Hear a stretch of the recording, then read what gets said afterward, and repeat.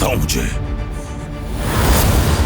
इस सब में तुम्हारा कोई हाथ है और तुम भागने की कोशिश कर रहे हो ना? नहीं भाई, खुदा की कसम, मेरा इससे कोई ताल्लुक नहीं। आप ना जाने क्या समझ रहे हैं। तो क्या समझू मैं तुम्हें? भाई बोल रहा हूं ना, कुछ नहीं पता मुझे। मुझे खुद समझ नहीं आ रहा कौन होगा जो हमारे बच्चों को नुकसान पहुंचाना चाहता है। मैं तो बच्चों के लिए हमेशा दुआ करता हूं और आप हमेशा मुझ पर ही शक करते रहते हैं। मैं मार डालूंगा तुम्हें हसन, मैं तुम्हें मार डालूंगा। मैं बेगुनाह हूं भाई, चाहे आप मुझसे किसी की भी कसम ले ले, मैं नहीं चुप जानता। रहो, तुम और बेगुनाह। मैंने तो आज तक कभी किसी को खुश नहीं किया। मारना है तो मार दीजिए मुझे, क्योंकि यहाँ पर मेरी किसी को परवाह वैसे भी नहीं है।